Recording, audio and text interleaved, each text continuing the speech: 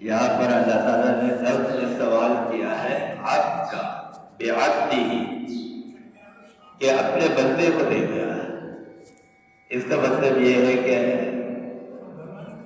جو حضور اکرم صلی اللہ علیہ وسلم کی ذات ہے، جو نبی پاک ہے، وہ اللہ کے بندے ہیں، بشر ہے۔ یہ اور بات ہے کہ اللہ تعالیٰ نے کائنات کے اندر سب سے پہلے سرکار عالم صلی اللہ علیہ وسلم کی روح کو اپنے نور سے پیدا کیا، اس لیے آپ جو ہے وہ نور سے بنے ہیں۔ لیکن آپ کی ذات جو ہے وہ بشری ہے۔ کیا مطلب؟ آپ کی ولادت اس طریقے سے وجود میں آئے ہیں جس طریقے سے آپ عرفی ولادت وجود کے اندر آتی ہے۔ سفر کون سا ہوا ہے؟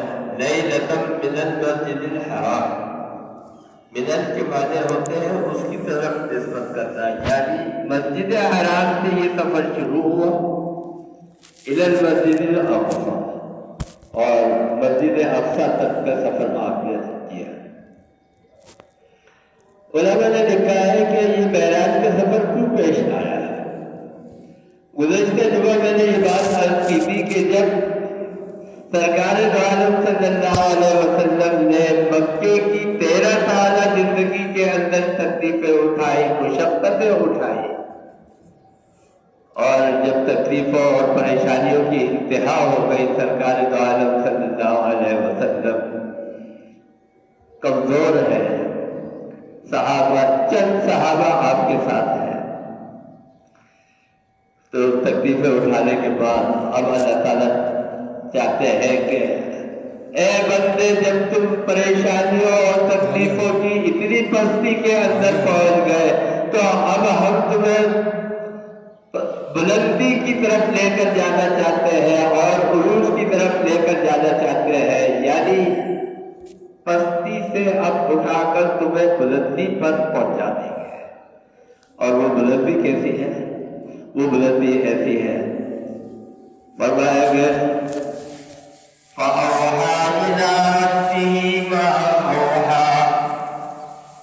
حضور اکرم صلی اللہ علیہ وسلم اپنے رب کے پاس تشریف لے گئے عرش کے اوپر، اور روبرو ملاقات کی ہے۔ کچھ لوگ کہتے ہیں کہ یہ سفر جو ہے یہ روحانی ہے۔ حضور اکرم صلی اللہ علیہ وسلم نعوذ باللہ اپنے جسم کے ساتھ تشریف نہیں لے گئے، لیکن یہ بات اس لیے صحیح نہیں ہے کہ یہ فضیلت تو اولیاء اللہ کو بھی حاصل ہے، یہ معراج تو ان کو بھی حاصل ہے کہ وہ بیٹھے ہوتے ہیں ہندوستان کے اندر اور ان کی روح پہنچی بھی ہوتی ہے خانہ کعبہ کے اندر، اور وہ وہاں پر نماز پڑھتے ہیں۔ تو یہ کمال تو پھر نبی کا کمال نہیں ہوا، یہ کمال تو اولیاء اللہ کو بھی حاصل ہے۔ ان کی روحانی معراج یہ ہے کہ ان کی روح بھی ایک سفر کرتی ہے، اور نبی اور پیغمبر صلی اللہ علیہ وسلم آپ کی روح بھی سفر کرتی ہے۔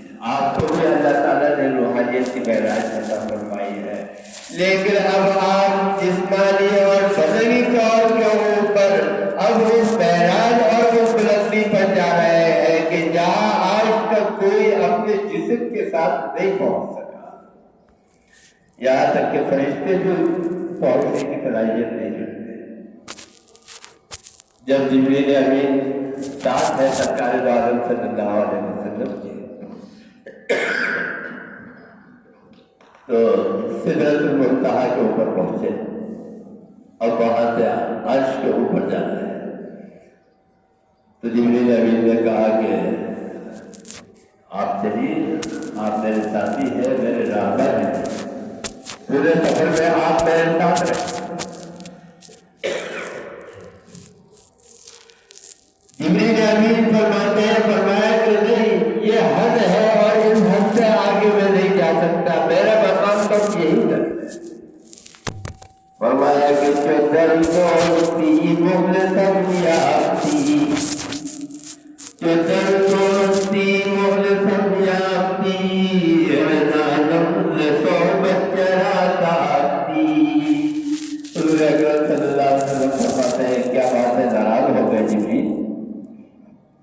میرا ساتھ کیوں چھوڑ رہے ہو؟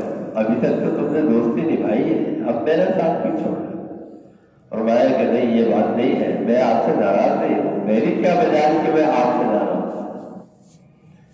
فرمایا کہ اگر یکسر منہ بر تر کرم، اگر یکسر منہ بر تر کرم، فروغ تجلی بصحبت برم، میں نے اگر جانے کی کوشش بھی کی تو اللہ تعالیٰ کی تجلی میرے پروں کو جلا کر خاک کر دے گی، میں دھسم ہو جاؤں گا، میں جل جاؤں گا، میں اس سے آگے نہیں جا سکتا۔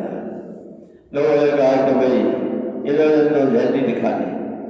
جبریل امین کہتا ہے کہ میں نے کچھ نہیں دیکھا، میں سرکار دو عالم صلی اللہ علیہ وسلم کے سفر میں زمین ہی زمین تک ہوں، عرش کے اوپر نہیں جا سکا، لیکن لوگوں نے گیس لگایا، اندازہ لگایا، اور انہوں نے کہا کہ دو ذات اور دو ہستیاں ایسی ہیں کہ جو ہر وقت انسان کے ساتھ رہتی ہے، اور وہ ہے کرامن اور کاتبین۔ یہ تو ضرور گئے جب اللہ تعالیٰ سے ملاقات کی ہوگی سرکار دو عالم صلی اللہ علیہ وسلم نے، تو یہ ضرور ہوگی، ان سے پوچھا، کرامن کاتبین سے پوچھا تم نے کیا دیکھا؟ کرامن کاتبین کیا کہتا ہے؟ جواب دیا، فرمایا کہ میان عاشق و معشوق رمزیز، میان عاشق و معشوق رمزیز، کرامن کاتبین ہم خبر دیز۔ یہ عاشق اور معشوق کی، یہ محبوب کی ملاقات تھی، اس ملاقات میں ہمیں پتہ بھی نہیں کیا جب آج کی طرف سے سرکار دو عالم صلی اللہ علیہ وسلم اللہ تعالیٰ نے کرامن کاتبین کو اتارا، کوئی نہیں، صرف واحد تنہا جو ہے وہ آپ کی ذات ہے، اور وہ ذات سرکار دو عالم صلی اللہ علیہ وسلم کی ہے کہ جو اللہ کے حضور پہنچی، عرش کے اوپر پہنچی، اور اللہ تعالیٰ سے ملاقات کی۔ میں یہ بتا رہا تھا کہ قیامت کے 13 سال گزارنے کے بعد اب اتنی بستی کے اندر مسلمان پہنچے ہوئے ہیں، اللہ تعالیٰ فرماتے ہیں یہ میرا محبوب ہے، یہ میرا دلارا ہے،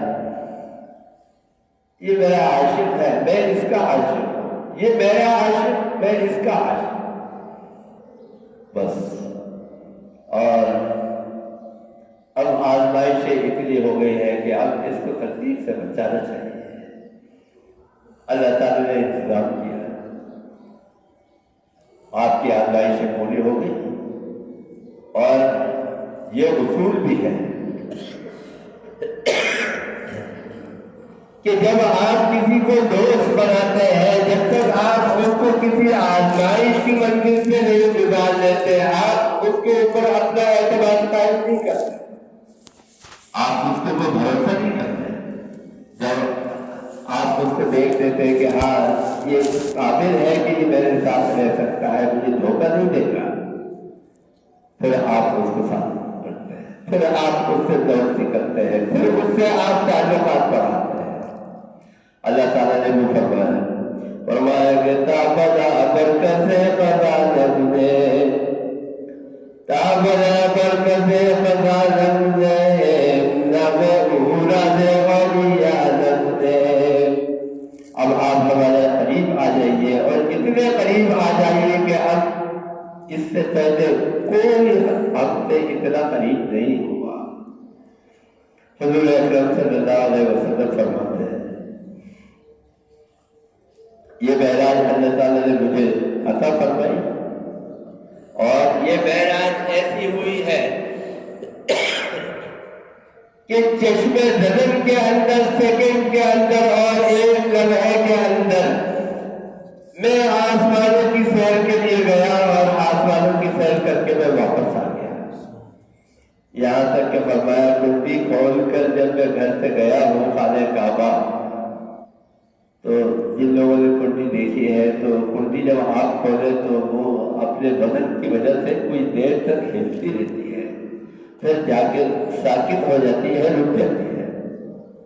سرکار دو عالم صلی اللہ علیہ وسلم فرماتے ہیں میں کنڈی کھول کے گیا، کنڈی ہلنے لگی، اور ابھی کنڈی رکی بھی نہیں تھی، ساکت بھی نہیں ہوئی تھی کہ میں واپس آ گیا۔ چشم زدن کے اندر یہ واقعہ ہو گیا بیتی کے۔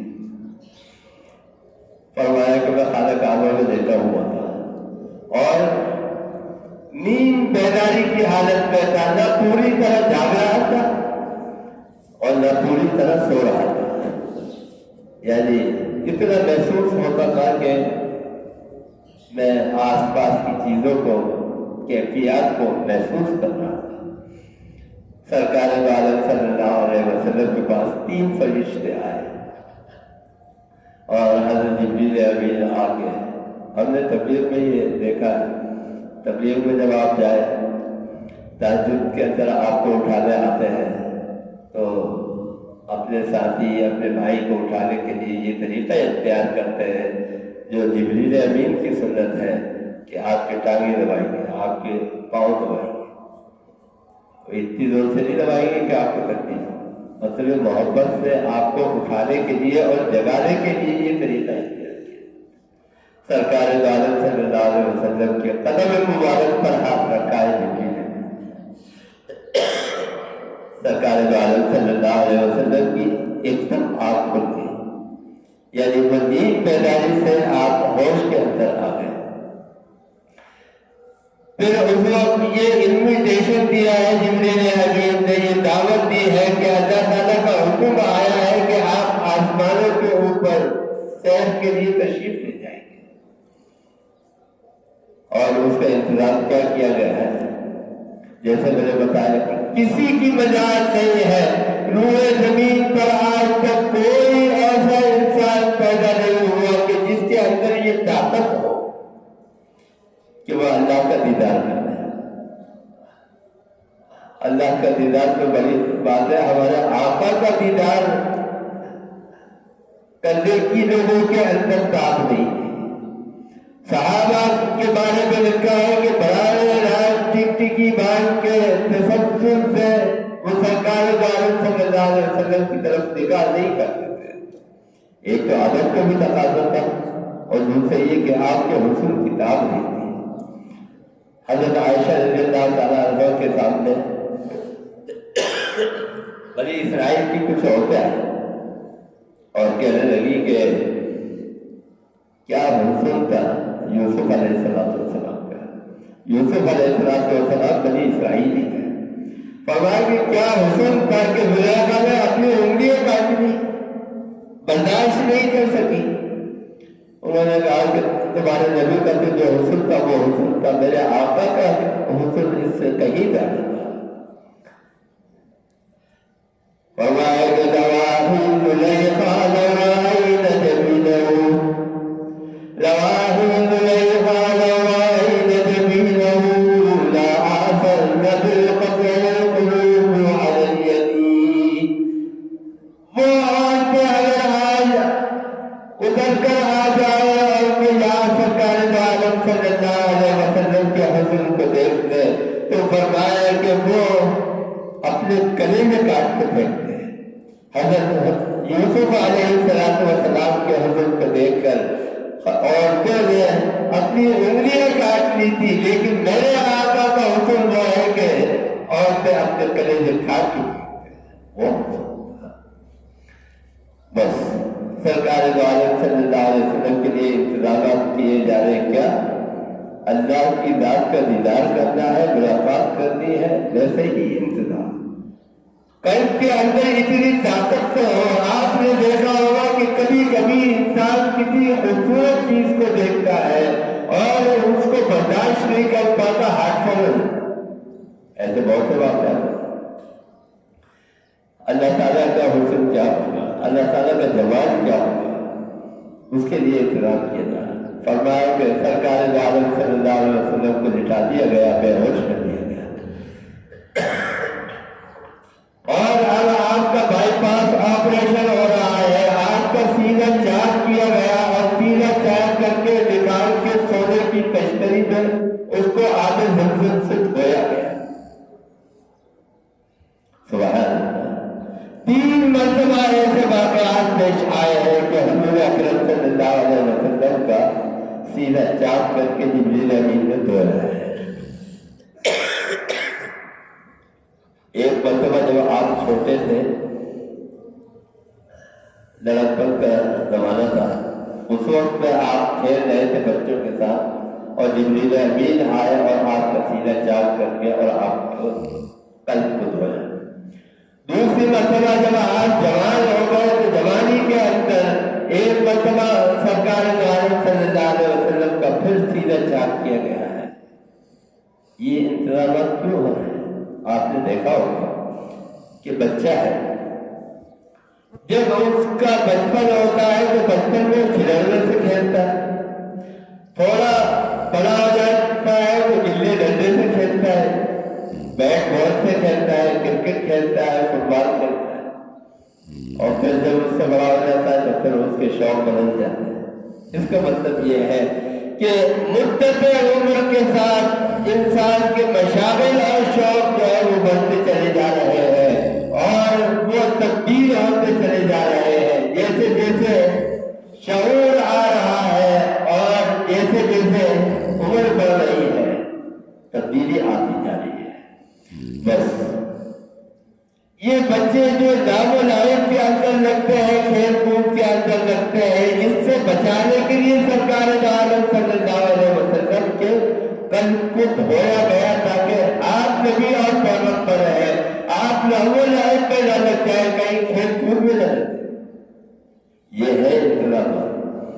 اس کے بعد پھر جوانی آئی۔ جوانی میں عام طور پر کیا ہوتا ہے، انسان اپنے خواہشات کے چکر کے اندر کہیں اس کو دیکھ رہا ہے، کہیں اس کو دیکھ رہا ہے، کہیں اس چیز کو اپنا رہا ہے، کہیں اس چیز کو اپنا رہا ہے، کہیں اس کو دوست بنا رہا ہے، کہیں اس کو دوست بنا رہا ہے، اور کچھ نہیں تو کسی سے محبت ہی ہو جاتی ہے۔ سرکار دو عالم صلی اللہ علیہ وسلم کے لیے انتظام یہ ہے کہ آپ کسی ایسی چیز کی طرف نہ جائیں، اس کے لیے آپ کے قلب کو جوانی میں پھر دھویا گیا۔ یہ بہت بڑی بات ہے۔ پھر تیسری مرتبہ جب سرکار دو عالم صلی اللہ علیہ وسلم معراج پر تشریف لے جا رہے ہیں تو معراج کے پہ جانے سے پہلے آب زمزم سے آپ کا سینہ چاک کر کے اس کو دھویا گیا اور اس کے اندر علم، حکمت، انرجی، قوت، توانائی اس کو بھرا گیا تاکہ آپ اللہ تعالیٰ کے دیدار کو برداشت کر سکیں۔ حضرت موسیٰ علیہ السلام کے سامنے کوہ طور پر تو صرف ایک تجلی اللہ کی آئی تھی اور وہ تجلی پہاڑ کے اوپر آئی تھی تو حضرت موسیٰ علیہ السلام بے ہوش ہو گئے۔ وَخَرَّ مُوسَىٰ صَعِقًا، بے ہوش ہو کے گر پڑے۔ پہاڑ جو تھا وہ سرما ہو گیا، کوئلہ ہو گیا، بالکل جل کے راکھ۔ ایک تجلی نے پہاڑ کے اوپر اللہ تعالیٰ نے ڈالی۔ سرکار دو عالم صلی اللہ علیہ وسلم کے سینے کو دوبارہ آپریشن کر کے بند کر دیا گیا، اور وہ کوئی آلات سے آپریشن نہیں ہوتا، بس وہ اشارے سے حضرت جبریل امین نے اپنا ہاتھ پھیرا اور اس قلب کو اپنی جگہ رکھ کے اور اس کو بڑھا۔ یہاں سے چلے سرکار دو عالم صلی اللہ علیہ وسلم، مختلف جگہ سے گزرے، اس میں بیت لحم کی جگہ آئی جہاں پر پیدا ہوئے حضرت عیسیٰ علیہ السلام۔ طور سینا آیا، کوہ طور کا پہاڑ، وہاں پر آپ نے نوافل ادا کیے، بیت لحم کے اندر آپ نے نوافل ادا کیے۔ جیسے جیسے جس اسٹیشن سے گزر رہے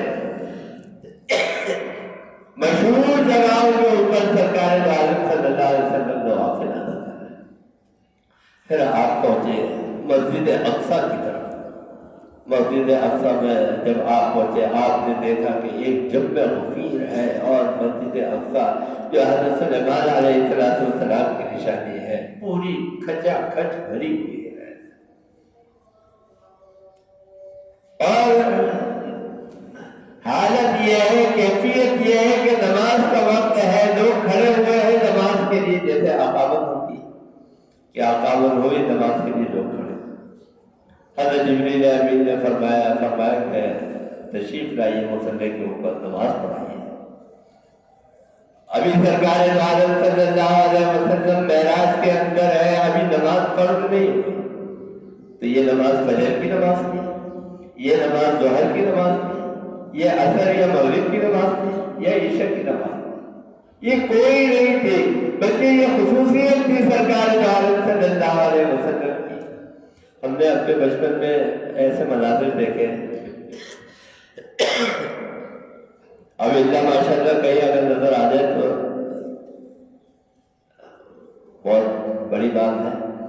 جب کسی کا نکاح ہوتا تھا، چاہے وہ گھر پر ہو چاہے مسجد میں ہو، چاہے بارات کو کہیں اور دوسری جگہ جانا ہو، تو پہلے دولہا مسجد میں آ کے 2 رکعت نماز نفل ادا کرتا تھا۔